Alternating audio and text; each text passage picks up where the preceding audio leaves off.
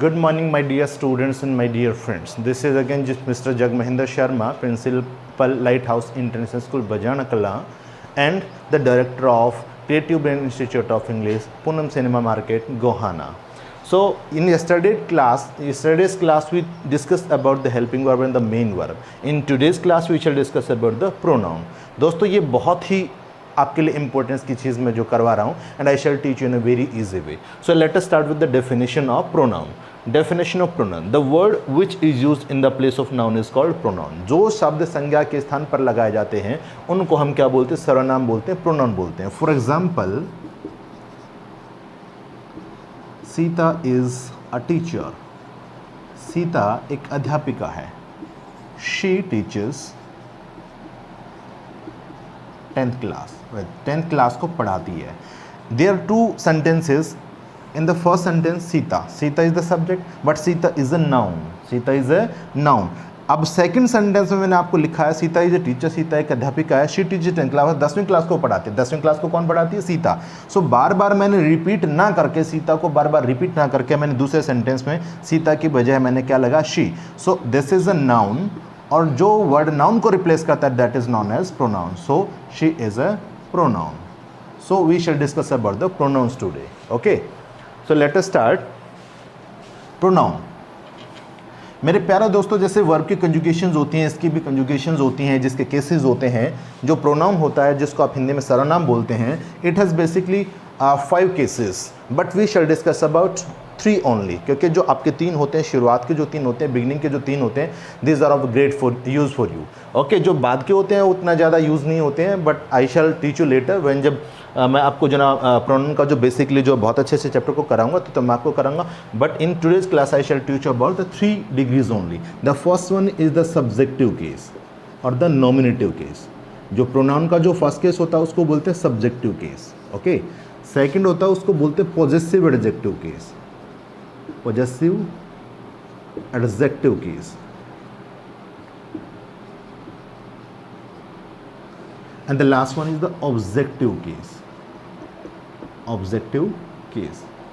My dear friends, आपने वो कहानी सुनी होगी कि once there was a farmer. एक बार किसान था, उसके 4 बेटे थे. he had 4 sons. वो बहुत झगड़ा करते थे, बहुत ही निठल्ले रहते थे.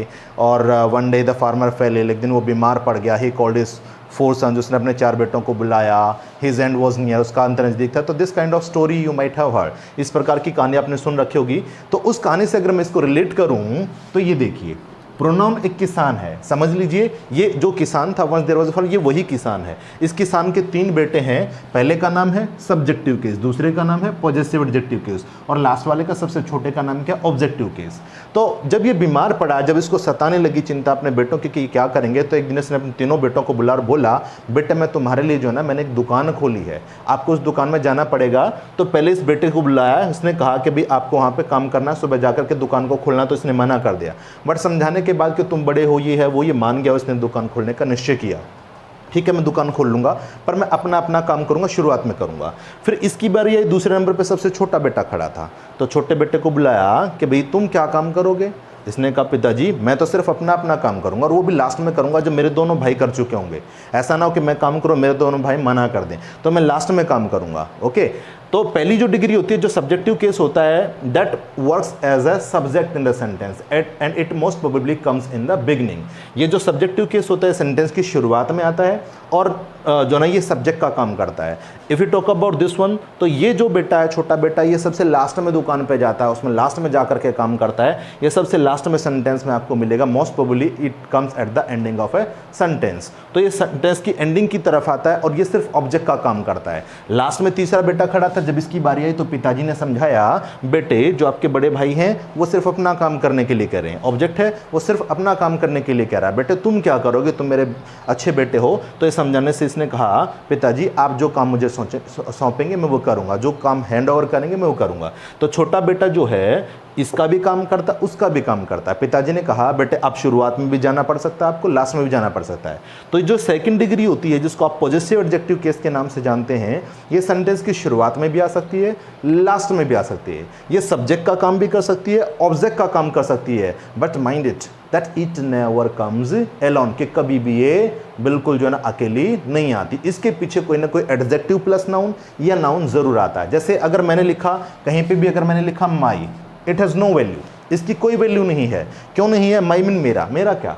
My father, my mother, my house, my bag, कुछ तो मुझे लिखना ही पड़ेगा, कोई ना कोई इसके पीछे नाउन लगाना पड़ेगा। सो फिर से मैं आपको रिपीट करता हूँ कि जो सब्जेक्टिव केस होता है वो सेंटेंस की शुरुआत में आता है और सिर्फ अपना काम करता है, सब्जेक्ट का काम करता है। ऑब्जेक्टिव जो केस होता है वो सेंटेंस के लास्ट की तरफ आता है और वो सिर्फ अपना काम करता है, ऑब्जेक्ट का काम करता है।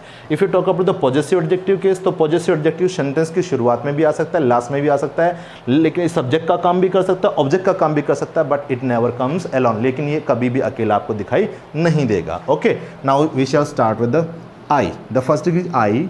आई मीन्स मैं, मैंने, मुझे।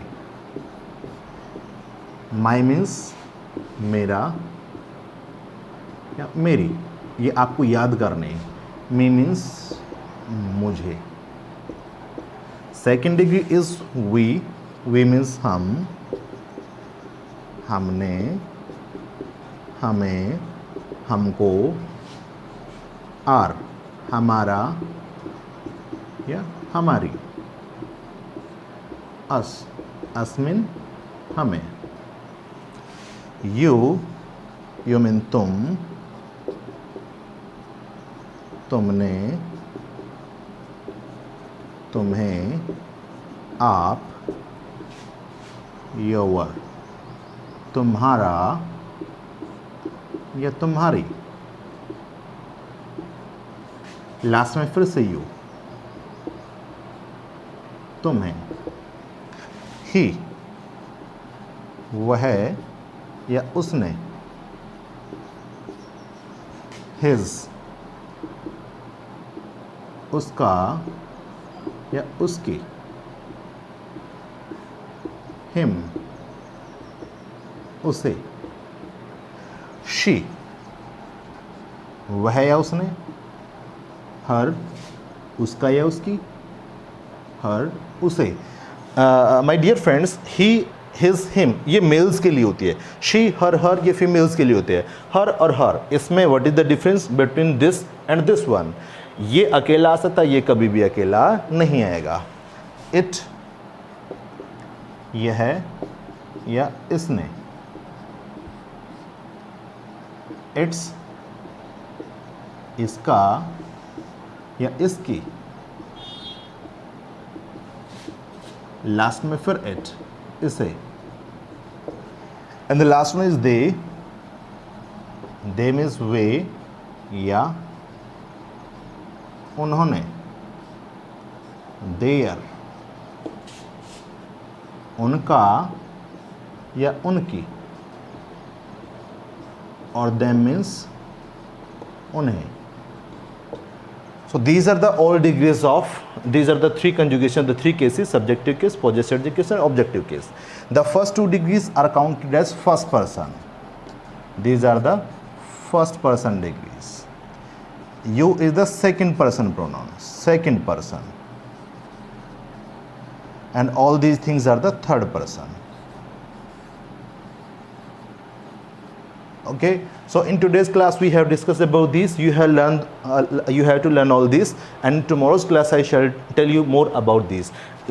इनका प्रयोग मैंने आपको क्यों सिखाया, तो बेसिकली कई बार क्या होता है, जो बहुत ये समझ सकते हैं कि आप जो +2 पास कर रहे हैं, जो बच्चे +2 तक के जो बच्चे हैं जो +2 पास कर चुके हैं, कई बार ऐसा होता है कि वे सपोज मैं एक एग्जांपल देता हूँ, वे खाना खा चुके हैं, आप इजीली बना देते हैं। उन्होंने खाना खा लिया, तो यहाँ पर आकर के बहुत सारे बच्चों कंफ्यूज, उन्होंने की इंग्लिश क्या रहेगी। तो इसलिए that's why I have told you कि दे मीन्स वे या उन्होंने। दैट्स वाई ये मेरा मोटिव था इनको कराने का। तो इन today's class is sufficient for today. Thank you, have a nice day.